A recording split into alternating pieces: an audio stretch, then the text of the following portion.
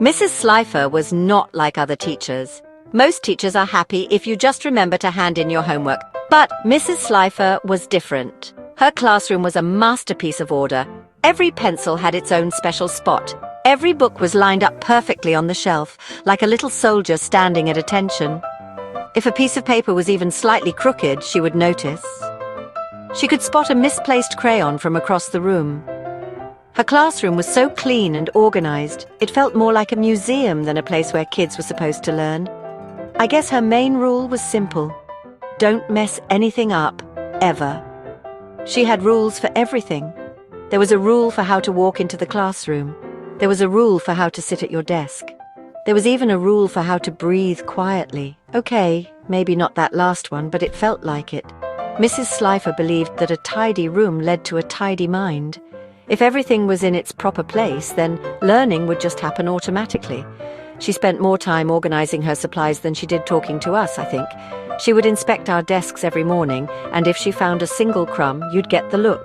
It was a look that could make your lunch feel like it was doing gymnastics in your stomach. Her standards were impossibly high, which meant nobody ever really met them. She wanted us to be as perfect as her classroom, but kids are just not built that way. We spill things, we drop things, we forget to put the caps back on our markers. To Mrs. Slifer, this wasn't just a mistake, it was a crime against order. She would sigh dramatically and fix whatever was wrong, muttering about how nobody respected the rules anymore. It was like she was the last superhero of tidiness, fighting a losing battle against the forces of messiness. And we were the villains, every single one of us. Before the big incident, she was just really, really strict. We all knew the deal. In her class, you followed the rules or you faced the consequences. The consequences were usually just extra homework or having to clean the whiteboard, but it felt like a big deal at the time.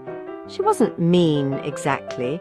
She just cared about her classroom more than anything else in the world. It was her kingdom, and she was its queen.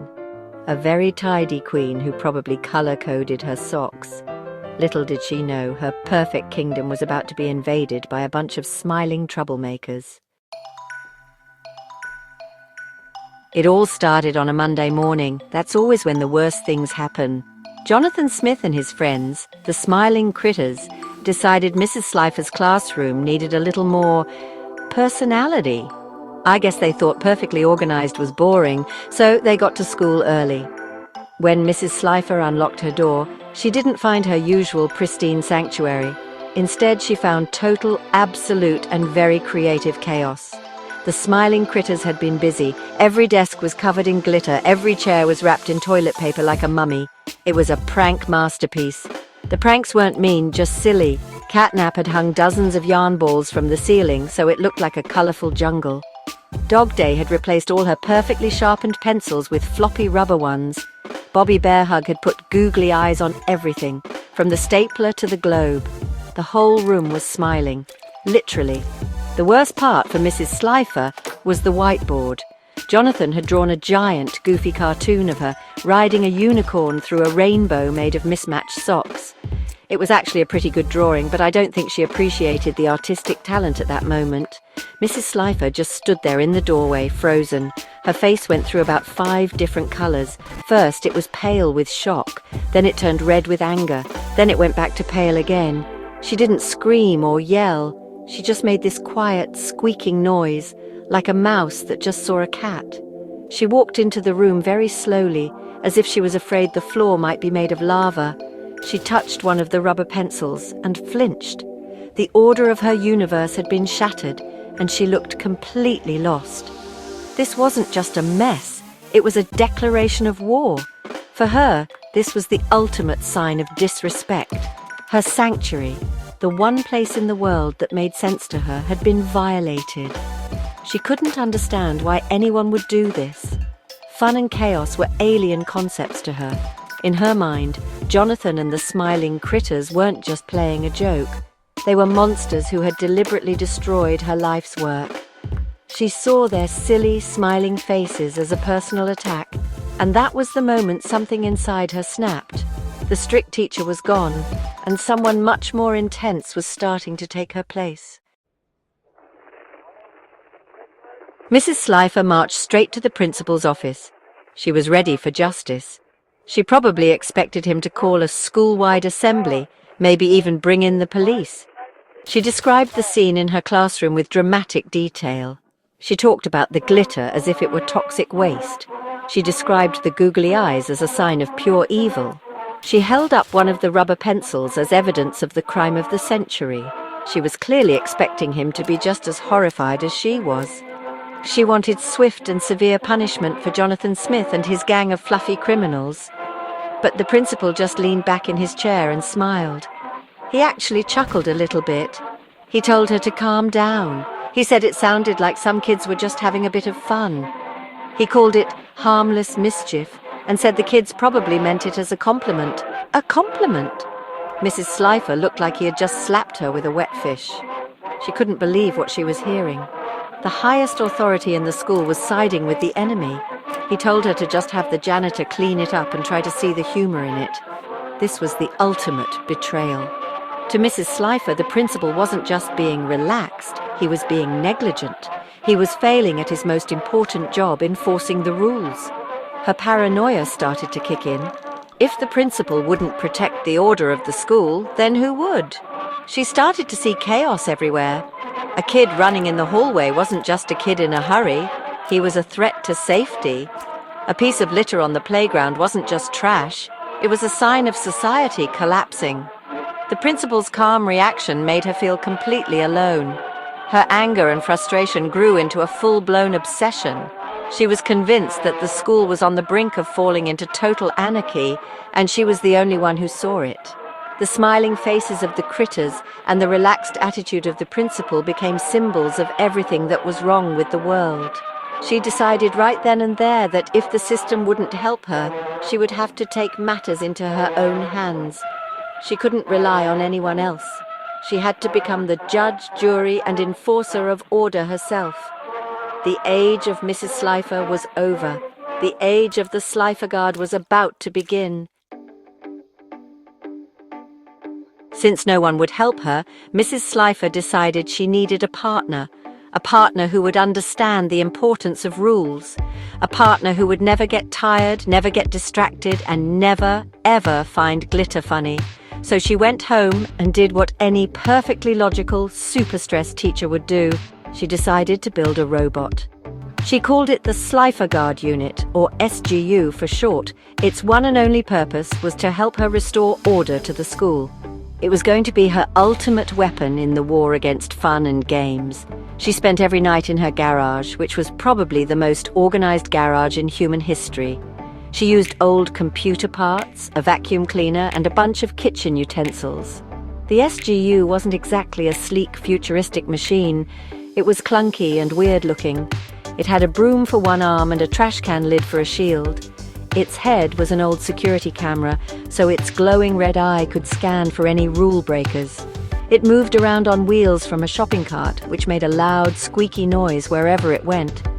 It was the perfect creation for someone who valued function over style. The robot's programming was simple and direct, just like Mrs. Slifer. Its prime directives were to identify and correct any violations of the school rules. This included running in the hallways, talking too loudly, or having an untucked shirt. The SGU was equipped with a loud siren and a recorded voice that would shout things like, "Warning! Untied shoelace detected," or "Halt! You are in a designated quiet zone." It was her dream enforcer. It was an extension of her own will, a metal soldier dedicated to her cause of absolute perfect order. For Mrs. Slifer, the SGU was more than just a machine. It was her last hope. It was proof that she was still in control. While everyone else was laughing and ignoring the rules, she was building a solution. She poured all her frustration, her intelligence, and her desperate need for order into this one creation.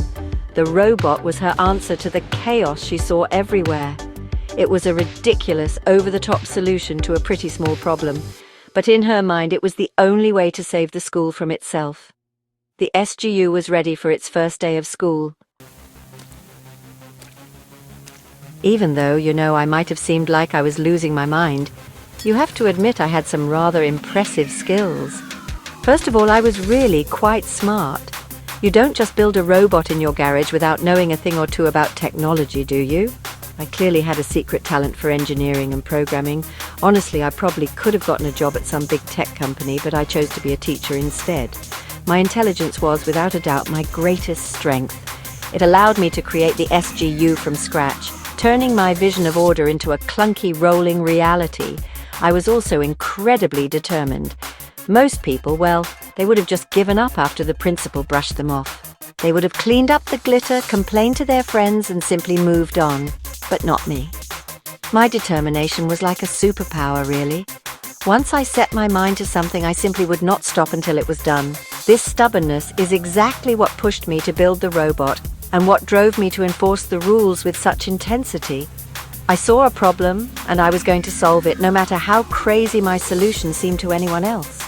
My skills with technology were, in a way, my secret weapon. I knew how to set up surveillance systems. Honestly, I could probably hack into the school's computer network if I wanted to, just to check if anyone was looking at non-educational websites. This tech savviness made me a formidable opponent. I wasn't just a teacher with a ruler anymore. I was a teacher with a robot and the knowledge to use it. I transformed my classroom into a high-tech fortress with motion sensors and alarms to detect any unauthorized fun. I was like a spy, but my mission was to catch kids chewing gum. Finally, my biggest strength was my unwavering belief that I was right. This gave me a powerful sense of purpose. I wasn't just being mean or strict for no reason. In my own mind, I was fighting a noble battle for the soul of the school. This conviction fueled my every action. It made me work harder, think smarter, and never, ever back down. My intelligence, determination, and tech skills, all powered by my absolute certainty, made me a force to be reckoned with. I was a one-woman army, and honestly, I was just getting started. For all her strengths, Mrs. Slifer had a lot of weaknesses, and honestly, they were pretty big ones. Her biggest weakness was her growing paranoia. She started seeing conspiracies everywhere. She was convinced that Jonathan Smith and the Smiling Critters weren't just mischievous kids. They were a secret organization dedicated to destroying her. She thought every giggle in the hallway was about her. Every whisper was part of a plot to cover her desk in pudding. This paranoia made her trust no one, not even her fellow teachers or the principal. It was a lonely way to live. Her isolation was another huge problem.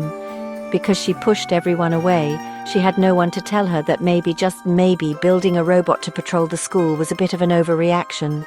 She lived in her own little bubble of rules and order, with only the SGU for company. Without any friends to give her a reality check, her strange ideas just got stranger. She had no one to help her see the difference between a real problem and a minor annoyance. Her world became very small, consisting only of her robot, and her enemies. She also relied way too much on technology. She believed that her robot and her gadgets could solve what was really a human problem. She couldn't understand that you can't program kids to be perfect. They need understanding and flexibility, not sirens and motion detectors. Her inability to adapt was her downfall. The world of kids is messy and unpredictable, but she refused to accept that. She wanted it to be as neat and logical as a computer program, and when it wasn't, she just got more stressed and more rigid in her thinking. All of this piled on top of her, the stress of constantly being on high alert, of fighting a battle that only she believed in, was exhausting. She was wound up tighter than a yo-yo. Her weaknesses, her paranoia, her isolation, her over-reliance on technology, and her inability to change were all connected. They fed into each other, creating a vicious cycle that pushed her further and further away from reality. She was like a machine with a critical flaw in its design, slowly breaking down under the pressure. It's really important to understand that Mrs. Slifer was not an evil person. She didn't want to hurt anyone. She wasn't a classic villain who cackles in the dark and wants to take over the world. All she wanted was for things to be neat and tidy. Her goal wasn't to cause pain, it was to eliminate chaos. The problem was her definition of chaos included pretty much everything that makes being a kid fun. She saw a messy desk not as a sign of a creative mind, but as a failure of the system. She was just completely, totally inflexible. Her sense of justice was warped. She believed that every rule, no matter how small, was equally important. To her, dropping a pencil was just as bad as cheating on a test. There were no small mistakes in her world, only violations that needed to be corrected immediately. This is why her reactions were always so over the top. When Jonathan and the critters pranked her room, she didn't see it as a joke.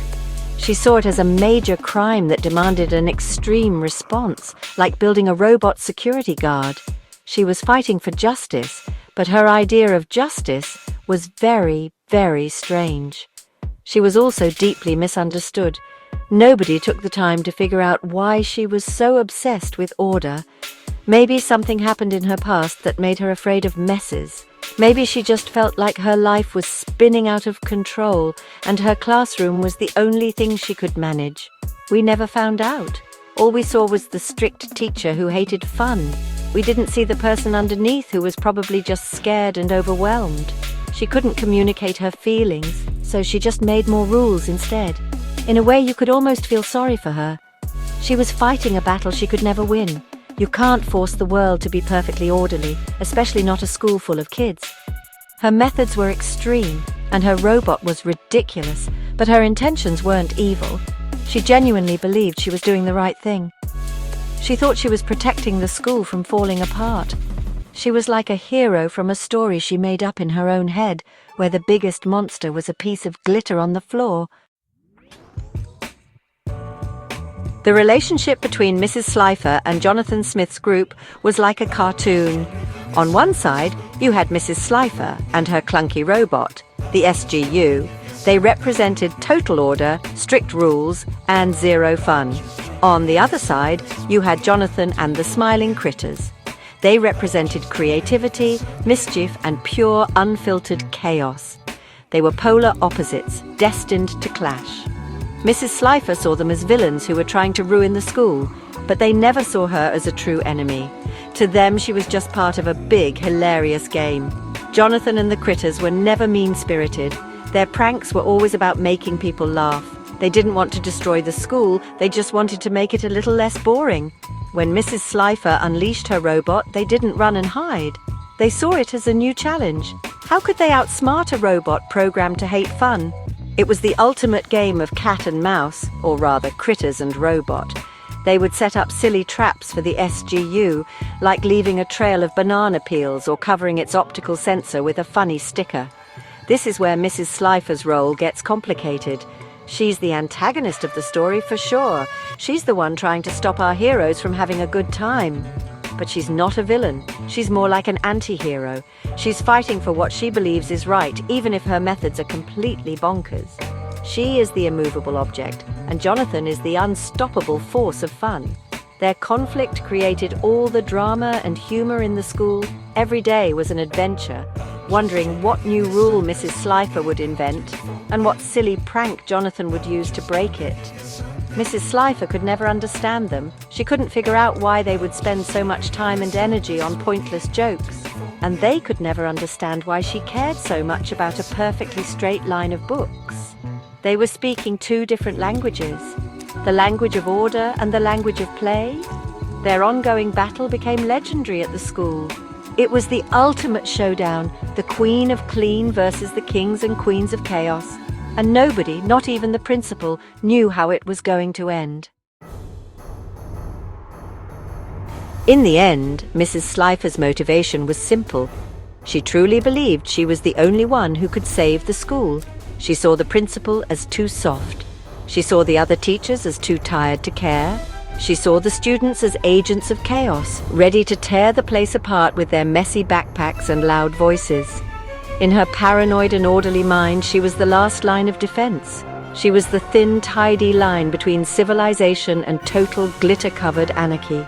This belief is what kept her going, day after day. Her extreme methods were, to her, perfectly logical. If the problem is chaos, the solution must be absolute order. If students won't follow the rules, you need a machine that will force them to. The SGU wasn't a crazy invention to her. It was a necessary tool for maintaining peace and quiet. She wasn't trying to be a tyrant, she was trying to be a guardian. She saw herself as a protector, shielding the school from the dangers of untucked shirts and hallway chatter. It's a strange way to see the world, but it was her reality. Even when her plans backfired, which they usually did, she never questioned her mission. When the SGU slipped on a banana peel and crashed into a wall, she didn't think, maybe this robot idea was silly. She thought, I need to upgrade the robot's traction control. Her commitment was unshakable. She was a tragic figure in a way. She was trying so hard to create a perfect world that she couldn't see the good, messy, imperfect world that was right in front of her. She was too busy fighting monsters that only she could see. And so, Mrs. Slifer remains a legend at our school. She's the teacher who declared war on fun. She's the woman who built a robot to enforce quiet time. Her story is a warning about what can happen when you care too much about the wrong things. She thought she was saving the school, but she was really just isolating herself. She wanted to protect everyone, but she ended up becoming the one thing everyone wanted to escape from. She was the school's self-appointed guardian, a misunderstood antagonist on a lonely crusade for order.